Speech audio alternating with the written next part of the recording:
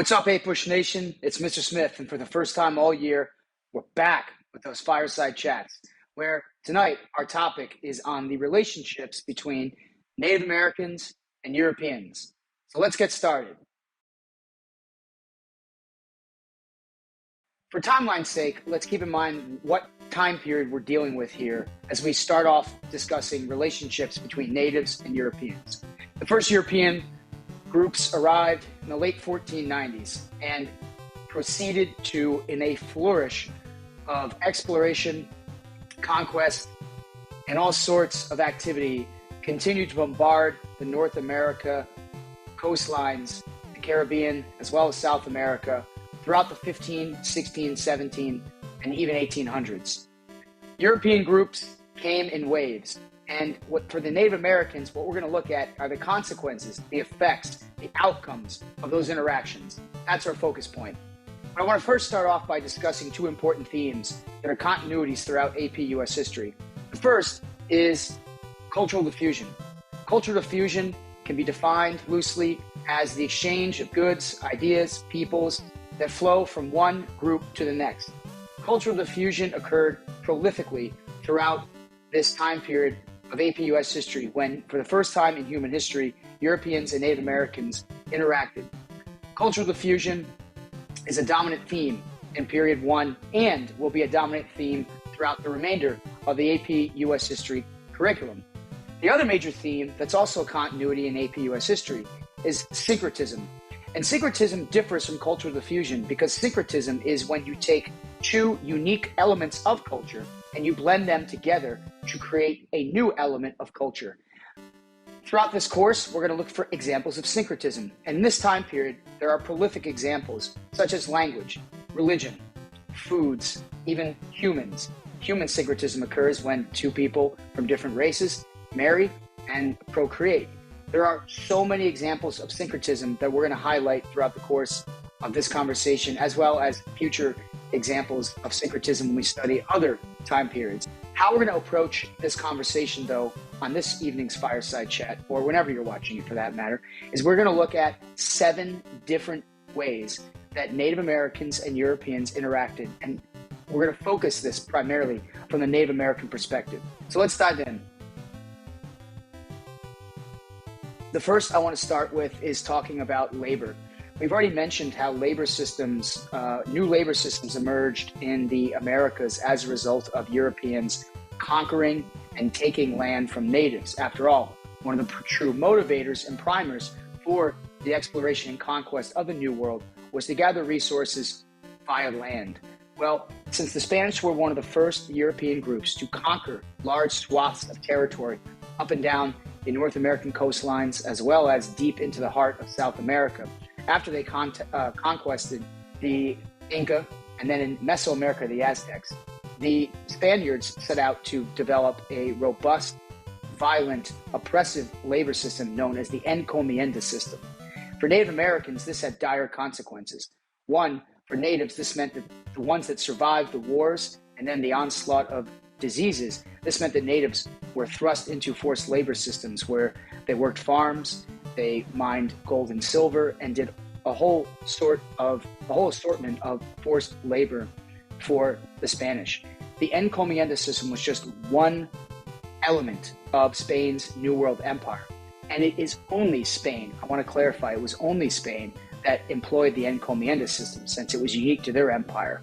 But as a result of the encomienda system, natives continue to die at alarming rates due to the backbreaking labor.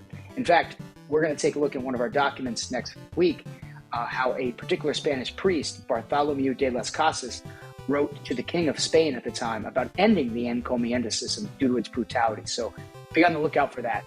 But I would say that the labor systems involving natives was a unique outcome. The second outcome or consequence of Native and European interactions is religion. With the European conquests, almost always the armies were accompanied by missionaries from the respective denominations of Christianity.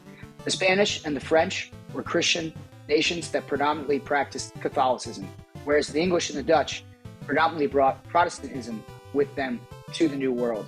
And with the conquest and the wars came the ability to Christianize, or a fancy schmancy word for spreading Christianity is proselytize. That's a great AP buzzword, proselytize. So missionaries came to the New World with the goal of converting as many natives as possible. What's interesting about the conversion goals of the Europeans is that depending on the type of Christianity and depending on the European nation, the missionary efforts differed. For example, the Spanish built missions. These were forts that often accompanied the towns and the settlements that Spaniards were living in. And in these missions, priests and missionaries centrally located themselves to be able to go out and convert and proselytize as many natives as possible. The missions, though, served a twofold purpose. They were also forts to protect the Spanish settlers and the missionaries living there.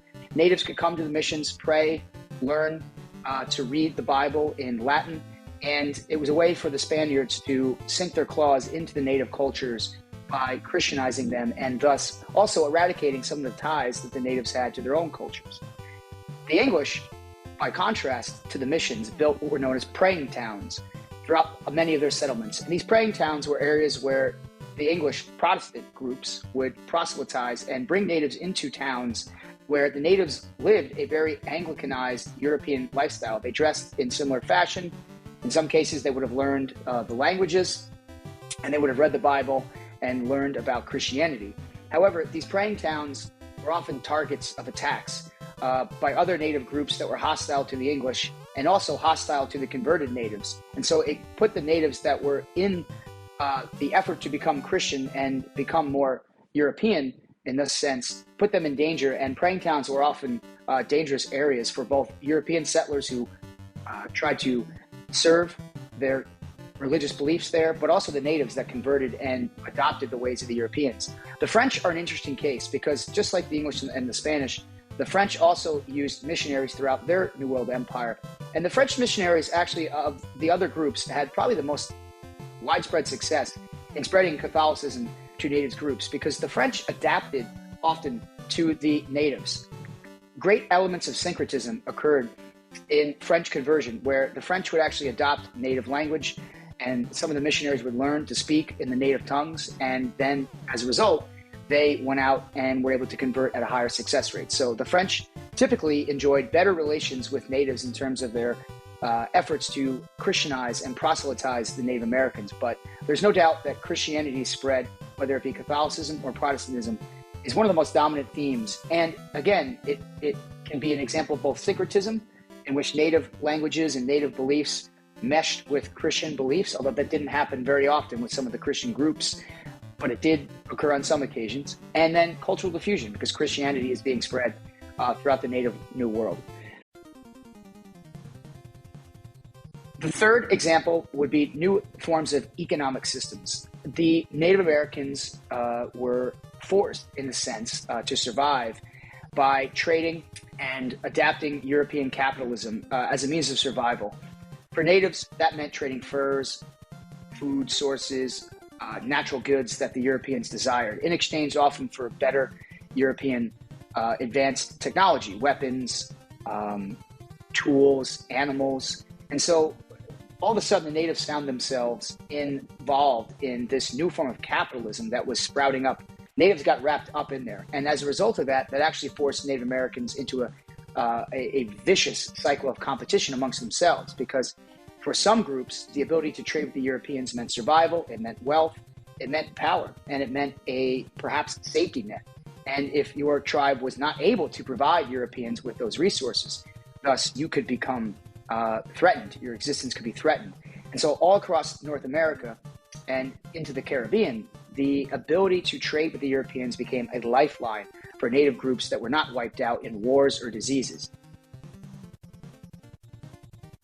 The technology advancements certainly came as a result of goods brought from Europe as a part of the Columbian Exchange, but also this offers a chance to remember about syncretism, blending technologies that existed in both the old world and the new world, creating new forms of technology. But technologies such as metallurgy, gunpowder, military weaponry, the wheel, certain farming tools, these all came over from Europe and Africa and they were introduced to the Native Americans. And that would irrevocably change Native American lives, perhaps for the best, because the farming tools no doubt helped groups that were sedentary and agrarian-based to farm at a higher rate, produce more crops. But it also helped Native Americans adapt to the climates and the geography of their respective locations. But no adaptation perhaps had a more compelling long-term effect on native groups than the introduction of certain domesticated animals from Europe and Africa. Cattle, the pig, and especially the horse would forever change the landscape of the Americas, for better or for worse. You could argue that the cattle, which was introduced as a new food source, led to land degradation and destroyed native lands because of the amount of grazing that cattle do. Same with pigs and other domesticated animals that need space and have to be maintained on farms. So that hurt the environment, thus hurting Native Americans' relationship with the environment. However, you factor in the horse, and the horse, no doubt, provided an advantage to nomadic groups of natives that migrated and roamed for hunting and land, and the horse had a profoundly positive effect on native groups in that regard, because the natives could hunt better, they could move faster, and it allowed them to sort of level the playing field with the Europeans when it came to battles. Number 5 is alliances and proxies. Native groups were turned into proxies for the Europeans. Sometimes European groups would utilize the Native Americans to fight conflicts within other native groups that would benefit the Europeans.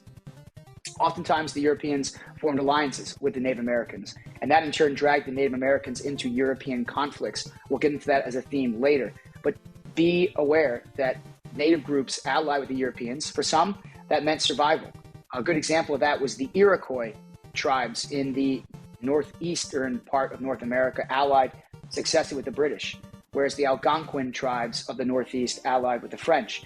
As a result, when English and French conflicts arose, that would then drag these groups into those conflicts. However, the alliances could prove successful and could benefit the native groups for the sake of gaining some type of safety net, and that would in turn prolong their tribal ways. Number 6, you can call this human syncretism, but there's no doubt that intermarriage occurred throughout the New World involving white Europeans, Africans who came over, and we'll certainly get into that story later, but and Native Americans as well. So intermarriage led to human syncretism. New races, new races of people emerged as a result. Europeans, depending on the culture of Europeans, had sometimes laws that forbid intermarriage, but nonetheless it still happened. The English in some of their settlements forbid intermarriage. The French, just like we talked about earlier with the religion, tended to blend more naturally with your native groups.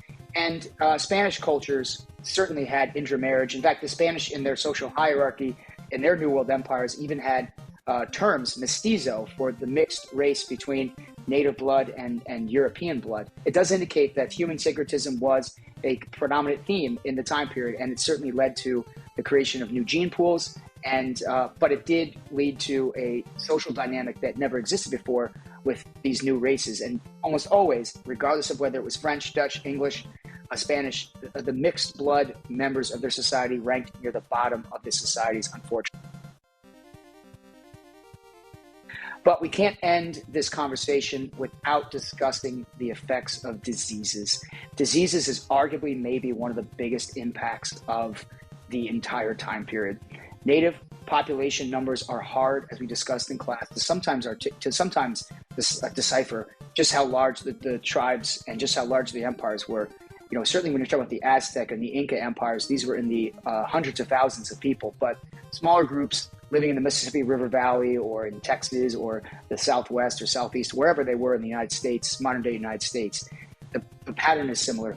The Europeans came with them armed with measles, influenza, and especially smallpox, and the devastating effects of these diseases wiped out millions of natives. There's an estimate that, for example, in Mexico, almost 90% of the population expired as a result of European diseases within a century. And those numbers are consistent up and down the list. Historians estimate that roughly 90% of native groups died as a result of European diseases, which is just a cataclysmically hard to fathom number. So you're dealing with just an epic number of death. And that certainly paved the way for easier conquest. It certainly paved the way for easier colonizing.